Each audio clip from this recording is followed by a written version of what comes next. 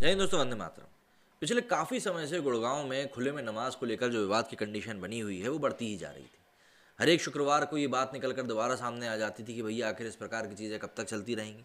जहाँ कई सारे हिंदू संगठन इस बात का विरोध करते थे, तो वहीं पे हरियाणा के सीएम के ऊपर भी लगातार सवाल उठाए जाते थे कि आखिर इस प्रकार की चीज़ों को आप किस तरह से अनुमति दे सकते हैं।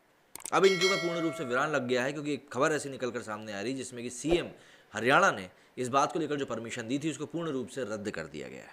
हरियाणा के गुरुग्राम में सार्वजनिक जगहों पर नमाज पढ़ने को लेकर जारी विवाद के बीच राज्य के मुख्यमंत्री मनोहर लाल खट्टर ने सख्त हिदायत देते हुए ये कहा है कि खुले में नमाज पढ़ने की प्रथा को कतई बर्दाश्त नहीं किया जाएगा। उन्होंने शुक्रवार को कहा कि खुले में नमाज किसी भी हाल में नहीं होनी चाहिए।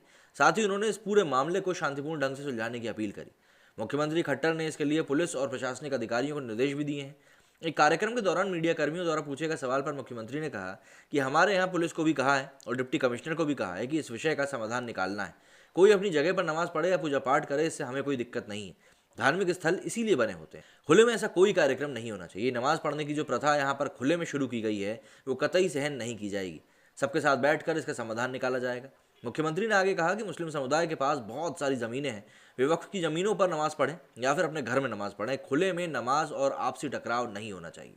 उन्होंने कहा कि यह तय होगा कि सबको सुविधा मिले और किसी के भी अधिकारों के हस्तक्षेप ना हो, लेकिन किसी को ज़बरदस्ती नहीं करने दिया जाएगा। उन्होंने कहा कि हमने जिन 37 स्थानों पर खुले में नमाज पढ़ने के लिए चिन्हित किया था, उन तमाम जगहों की भी परमिशन को हम रद्द कर रहे हैं।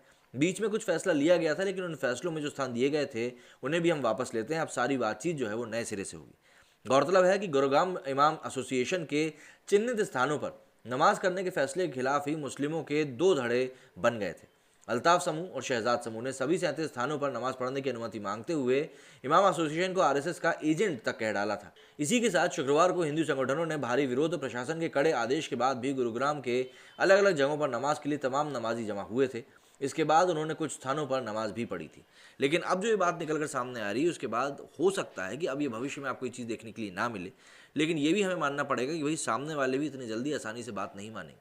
कई लोग तो ये तक कह रहे हैं कि भैया जो गुरुग्राम में लोग ऑफिसेज में काम करते हैं, जो मुस्लिम समुदाय से आते हैं, उनको नौकरी ही नहीं देनी चाहिए, क्योंकि अगर आप उनको नमाज पढ़ने की अनुमति नहीं दे रहे हो तो फिर वो वहाँ पर नौकरी क्यों करेंगे। मतलब इस तरह की भीड़ में बात करते हुए लोग दिखाई दे रहे हैं। आपका कहना है इस मामले में मुझे कमेंट करके जरूर बताइएगा। मेरे स्टूडियो फिलहाल इतना ही। जय हिंद, जय भारत।